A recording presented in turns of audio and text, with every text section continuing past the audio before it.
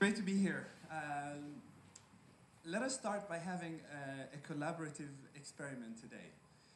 I want you, if possible, to send me an email to this address, and please recommend 3 reads, blogs, or articles.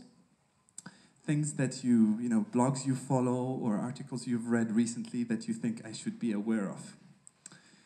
And you will also need to include a passcode and also your contact details. And in exchange for that, I promise to send you a book for free. If you read French, it will be the story of the Freytag brothers through interviews.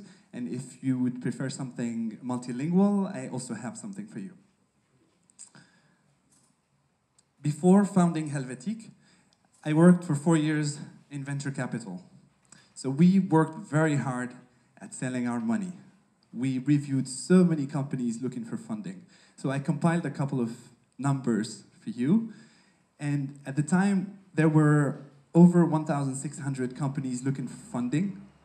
Out of those, 128 were what we flagged as or labeled collaboration companies. So these are companies that were trying to create a software or a platform on the internet that was helping teams or companies collaborate better with other companies or people. So not all companies make it through the first screening. Only roughly 900 were actively reviewed, and out of those, 150 plus went into due diligence. So that involved traveling, studying the technology in detail, meeting the people, doing competitive intelligence, everything, financial models. We ended up investing in 7 companies and 0 investment made in collaboration companies that I described just earlier. We even had a running joke to say, oh my God, another collaboration company. And all while joking like this, we made a lot of big decisions in a very uncollaborative way that didn't turn out very good. So in spite of this very lousy track record in collaboration, I'm here to convince you that collaboration is the answer.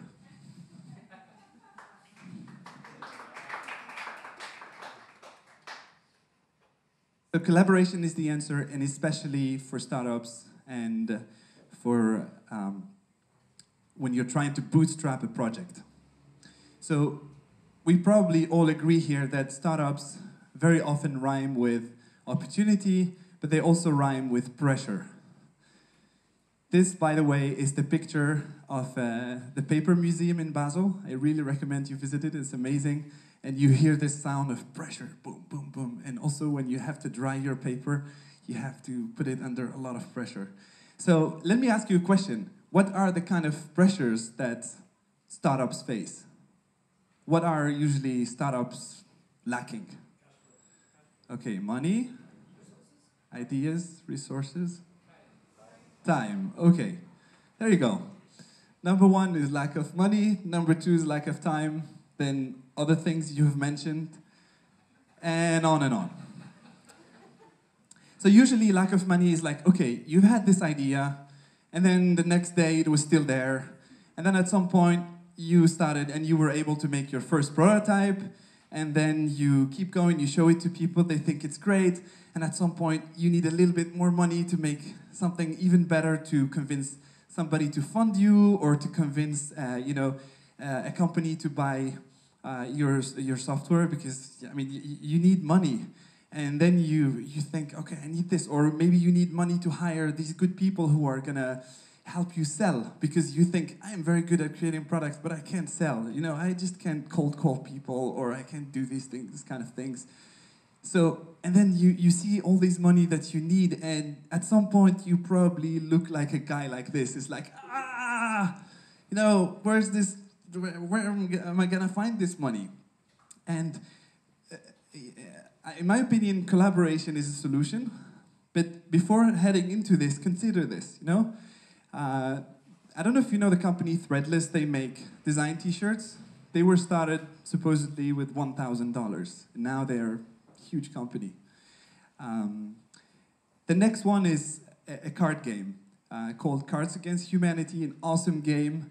It was started on Kickstarter. They raised $15,000 and eventually ended up selling over 2 million copies and counting. And I know what you're gonna say. Okay, these are like low-tech companies, you know, it doesn't require a lot of money. Okay, you all know GoPro. Supposedly, they were started with $150,000. And look what they've become. We were started at Helvetic with 20,000 Swiss francs. We never put more money than that. So money is not always the answer. So what is the answer? So let me tell you the story of Helvetic. I was traveling, working in venture capital. I had to prepare for a citizenship exam to become Swiss. I had been living in Switzerland for over 12 years, loved it here, thought I was going to continue living here, and so I wanted to become Swiss. And so I looked around, and everything I found was like these like books that you felt like you're going back to school. You know, I was away all week. I wanted to do it over the weekend, but not lock myself up in a room. So yeah, clearly I didn't find anything that was to my liking. So I ended up creating what I needed. And so we made 3,000 copies. To make 3,000 copies, you need more than 20,000 Swiss francs, for sure. I mean, there's game design involved, there is graphic design involved, there is production. It's more, much more than 20. And so how is that possible to turn that into an idea into a project? So what we did is simply, we couldn't sell, we didn't even have anything to sell. So instead of trying to think of selling, we thought, okay, how can we help somebody achieve their goal with what we're doing? So it's funny, we read the Constitution in Canton de Vaud and realized that the new constitution that had been written like 5 years earlier had an article that mandated that communes and the canton had to prepare citizens to become like good citizens. And so we thought, okay, that means knowing how the political system works, knowing things about your commune, your canton. And so I found out who the person who wrote that article in Constitution was. And it was possible to find out. So I called him up, and then we met. And he was an executive in the city of Vevey. We talked about it, showed him a couple of slides, and they ended up putting an order for 500 copies for something that didn't exist. Amazing. And then I was thinking, okay, this is point of no return now. Like, I can't go back. It's not like they gave us money, but they just said, okay, if you make it, we'll buy it. Yeah. So, and then, you know, when communes announce these kind of things, they do press releases, there are journalists coming, and so they announced, okay, hey, guys, we are going to buy this game. We don't know how it's called, but it's good, and we will buy it. And then there was a journalist there, and that journalist decided, okay, this is a good story, I want to write about it. So he found out who we were. We were 3, by the way, 2 friends and I. And then we get this call, and it was, you know, what? He wants to write about us? It's like, we're not ready. We have nothing to show except this, like, brown box. It's like, what? And I remember calling a friend of mine who's a expert in PR, and I asked him, he said, what should I do? And he said, well, you know what? You can't avoid it. This journalist wants to write about the story. Just give him what he wants. And so instead of seeing this as a challenge that we didn't want to, or actually we wanted the article, but maybe like 6 months from now. And then we thought, okay, let's do it this way. We will announce, if he agrees to it, that we will sell a limited edition copy, 200 units of this game, for 100 Swiss franc each. And we announced that it was going to be more than what it's going to cost in the end. But we wanted people who believed in what we were doing. We wanted people who wanted to support us, because at the heart of what we were doing is that we love learning by playing. We think it's amazing to learn by playing, and we also think some people can only learn like this. And we also believed in beautifully designed products, and we also believed in something you want to put at home and play with your people. And there are lots of things we wanted to believe. We believed, and we wanted people to know about that and to support us. So this probably sounds familiar today. Sounds like Kickstarter, right? It's just we did it with email, and it worked. So we had a community of people who gave us feedback and bought the game. So that's how we managed to collaboratively finance the project. And this kind of financing is available today in much easier to organize in the form of platforms from Indiegogo to the Swiss platform We Make It. And now, 6 years after that, we're once again going for a collaborative financing. We had an idea to replace the iPhone break or the cigarette break by a card break. So we had an idea to come up with packs of cigarettes loaded with cards that give you flirting tips, lousy advice, and all sorts of other crazy things to just disconnect and take a break. And we ran into tooling costs that were higher than usual. We ran into a couple of other things, and then we thought, okay, let's do like we did 6 years ago when we were like this. And now so the tools that exist to run such a fundraising effort are amazing now, and we've just used them, we're using them, and I can only recommend that. So this is about how you finance something collaboratively. When you're a startup, you also have to pay attention to what you're spending. So definitely, this is something we do a lot, is we try to use collaborative consumption possibilities that are out there. And we use platforms where you can find freelancers to help you, because we are a team of 6 people now.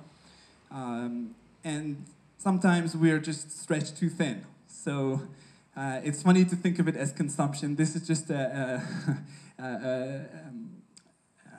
term that was coined a couple of years ago on a TED Talk, but it's really helpful to find people that come and help us when we are traveling for those trade shows, when all the hotels are booked, or the next room that's available costs $1,000. We go sleep on a couch somewhere, couch surfing or Airbnb. All these kind of spending, we try to spend less using the tools that are available now.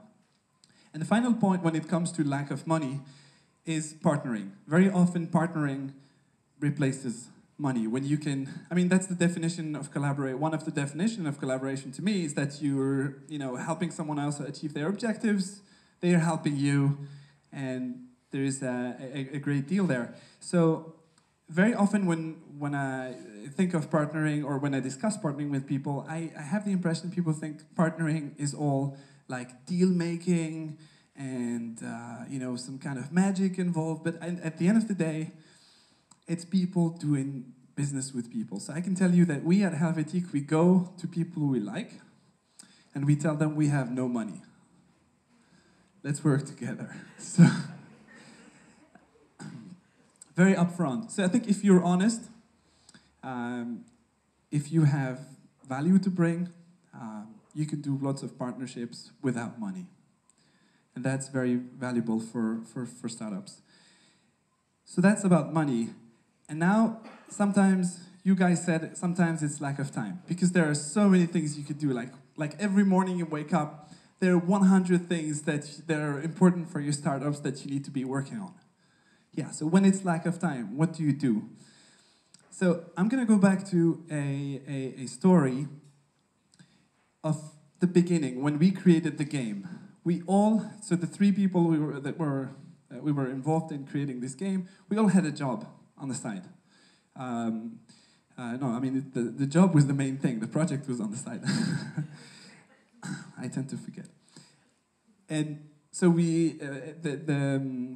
the activity of creating content for the game, all these questions seemed like infeasible, very long, requires so much time. And also, we thought when we designed the game, we wanted to illustrate each one of the questions. So this is like almost 400 questions, an illustration for each. It's a huge job. And we thought, okay, if we have to go around taking photos, it's not going to work. So what we did is just two things. We organized lots of breakfast meetings or drinks. And we brainstormed with our friends, and then we had a great pool of questions. So that was a great shortcut. There was a great collaboration. By the way, some of these people had bought the limited edition copy. So we were really grateful to them. And we also used the Flickrs and the Wikimedia Commons of this world to find great illustrations that added value to the game without having to go and pay for them or go and take all these photos ourselves. And the next story I have for you when it comes to lack of time is this book we ended up publishing a couple of years later. It's called Beer Hike in Switzerland. So I'm not bringing this up because beer is the best currency for collaboration, okay? It is. But I think this story is great for collaboration as well.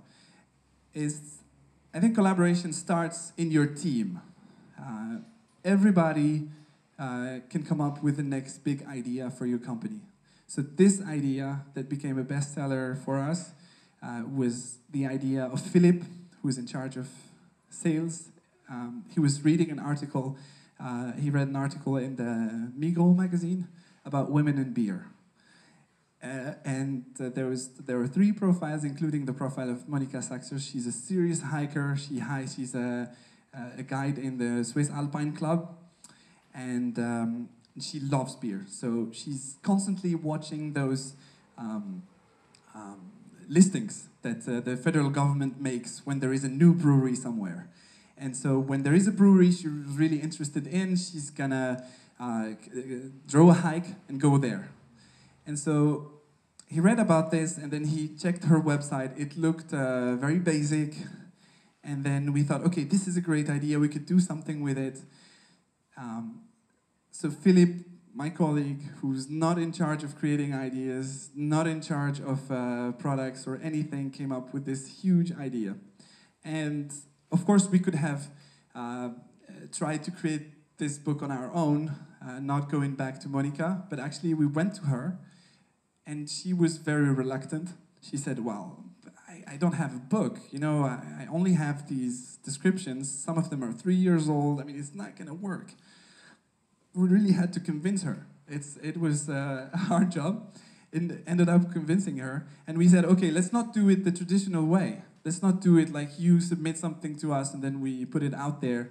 Let's work on it together. And we worked on it with her, and she also found people in her Alpine Club that collaborated and went and tested all the hikes again to see if left turn and right turn were correct.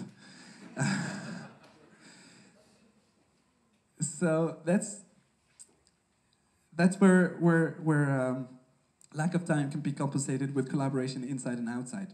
And sometimes the problem you're facing is not lack of time, it's not lack of money, it's lack of time and money. And then you're like, once again, my God. So I go back to the first story again. We received this game Helvetique. We had a pre-order for 500 units. We had 200 units limited edition sold. It was 14 pallets. So once you ship those 700, you were left with 11 pallets. I don't know if, now we're 6 years into it, 11, I'm not scared of 11 pallets. But then I was scared. I looked at the 11 pallets and I was like, oh my God. It's like, at least I didn't ship them to my place. We found a place, a warehouse. And then we had no reseller. We had like a very simple web page, one page. And we were working on other things, like, okay. And then I asked people around, it's like, what should I do with the time we have? And then they said, well, I don't know, it seems like, if you don't sell them immediately, this game is not going to be new anymore very soon, so it might become a little bit difficult. So we think you have a 3-month window and to sell them. Otherwise, you will maybe end up with 10 pallets. Maybe you sell one. And do you have any money to spend to promote this thing? Or it's like, no, sorry, we spent it all into making this thing, so we don't have money to spend anymore. Typical.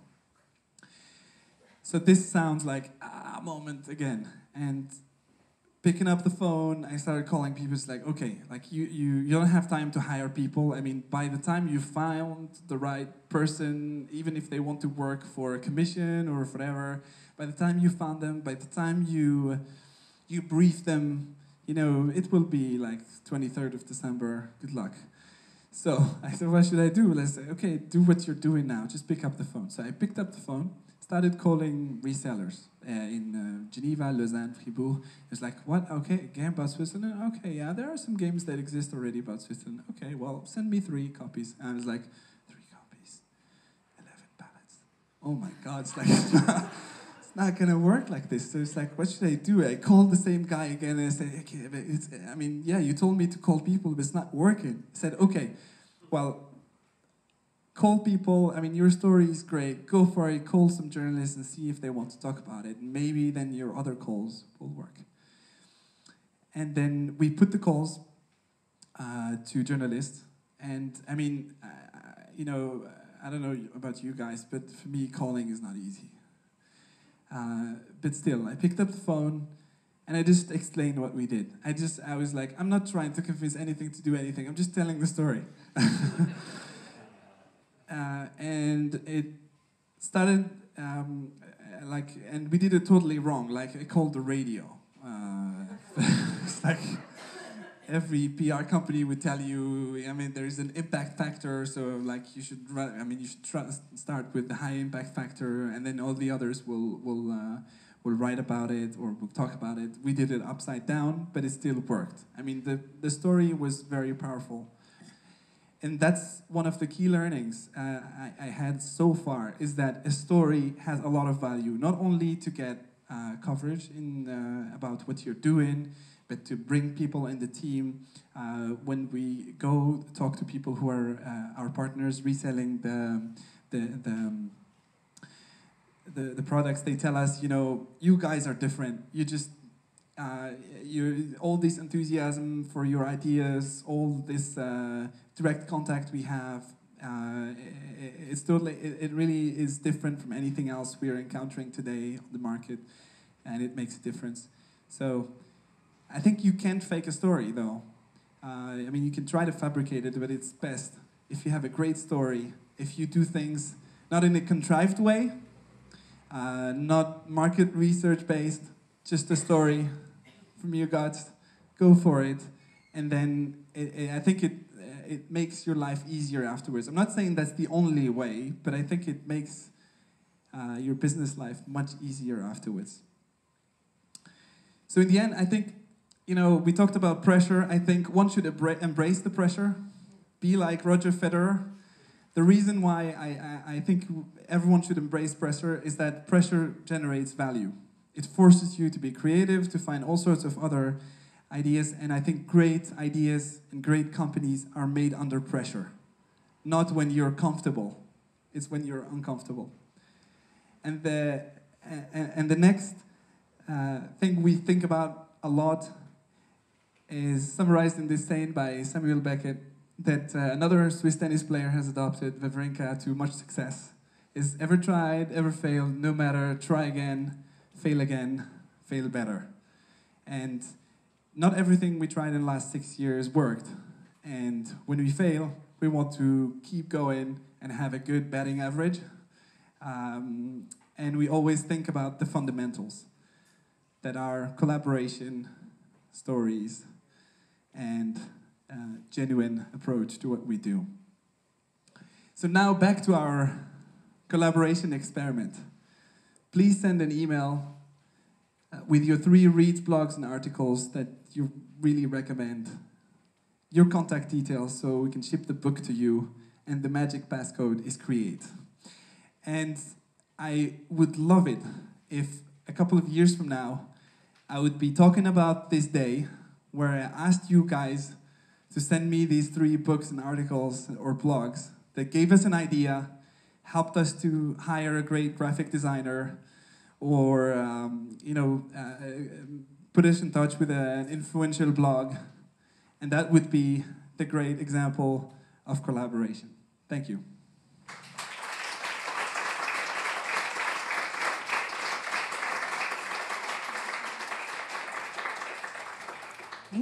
Thank you so much. Awesome. Well, I guess we're gonna enter into questions and answers. So if you have questions, raise your voice. I'm gonna avoid running up and down because we have only one mic. So yeah, please go for it. Hi, my name is Jan. Jan. I love bootstrap myself a lot too. So what should we say to people that think they need money above all, like VC money or anything? Okay, I think bootstrapping and VC very often don't. It shouldn't be put together in one sentence, especially in Europe, I would say. I think bootstrap. You need to create value. The more value you create, the more interesting you are for VC. And sometimes, you need to wait until you have created enough value before you are interesting to a VC.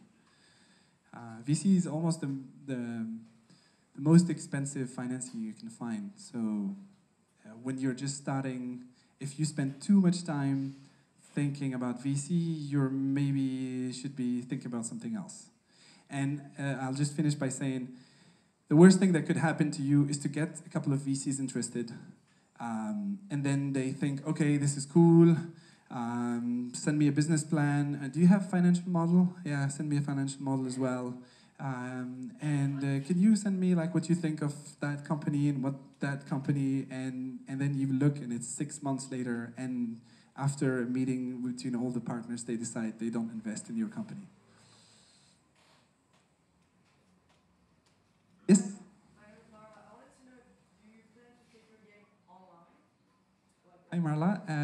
Yes, we are working on that. We have made apps. Our vision is to create cool content and design, and then deliver it as a tangible product or as an app or as anything online. Yeah. You mentioned phoning people. Do people phone in this day and age? I mean, we usually write emails. Why did you phone and how? I like to coach my colleagues to success. They are already very talented, and that's the main thing we talk about on a regular basis. Just give them a call. Give them a call. Yeah.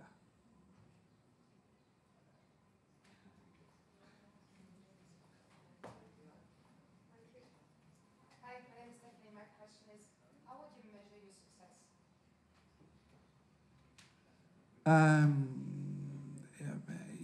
Creating something meaningful, helping people learn in a playful way.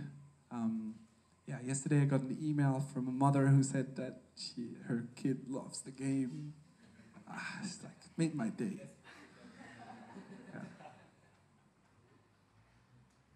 My name is Kaya. I have a question. Couldn't you call the canton and see who wants to become a citizen, and you just send them the games and charge them when you're 50, and your 11 palette would be out in no time? Yeah, well, Switzerland is a confederation, 26 cantons, and then in the cantons there's the communes. There is no one single decision that trickles down. If you think that, good luck. But step by step, like one canton, second canton. Yeah, I think that we tried that, but that's not how we sold 30,000 copies of Helvetique. Yeah.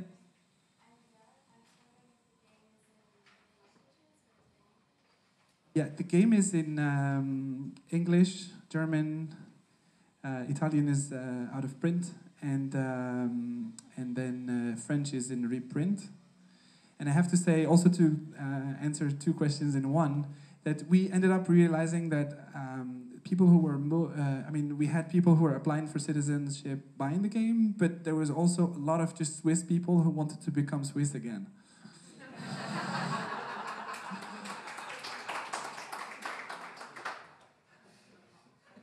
How does it feel to be jailed in a company when you used to see hundreds of companies as a VC? Okay, before working in VC, I worked in startups. And then I worked in VC.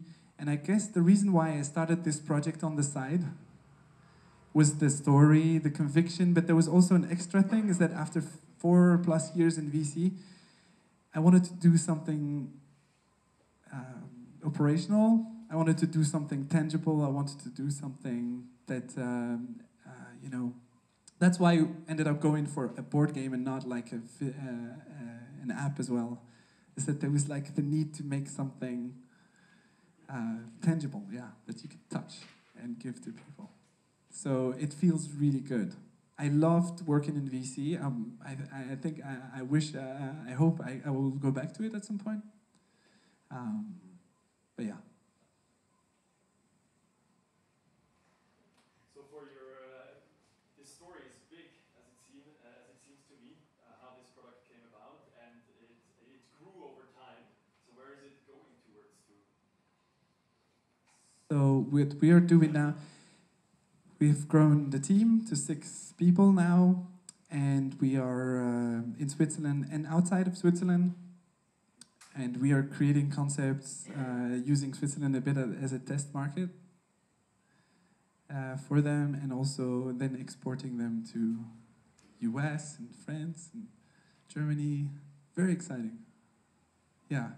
And at the heart of it is all about playful learning, inspiring people to discover and learn more, and to see things in a different light or a different way. We like to surprise people. That's how we decide on the concept we want to make. But all the concepts, they come to us because something happened. Like I wake up in the morning, I'm eating my cereal, I see all these cereal boxes in front of me in 3 or 4 languages, and then I realize that I know 5 words of Italian, even though I never learned Italian. It's like, oh, what's happening here? And so then we ended up creating a game to help parents, give something to their kids so that they learn 50 words of another language, and then they think, yeah, I speak another language, and maybe they discover, they learn the language in the end, and maybe travel. Travel is great. Yeah. So this is how we come up with ideas. Yes.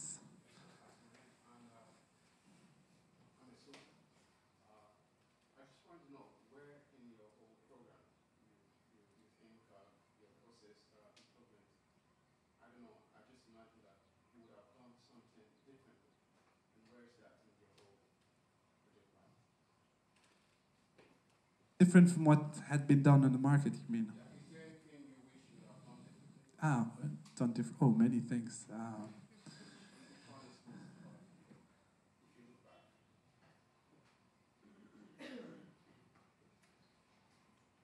All right. I guess what has it's difficult to answer this question like this, but what has been a real challenge for me personally in the last 6 years is that I founded this company and then went to travel to Iceland.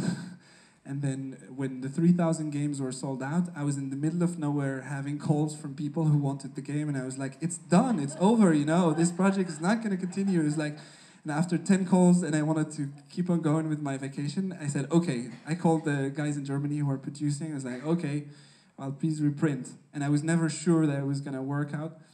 And then eventually, I kept going, and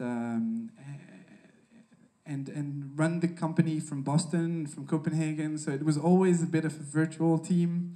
So the biggest challenge for me is team related. I think people are so important for success, and I guess the biggest challenge have been team related, and spent a lot of time thinking about, okay, what kind of team we need to have, what kind of people, talented people, entrepreneurial, already like ultra motivated that I don't have to motivate them, can come and work with us to make share the vision and make this a big success.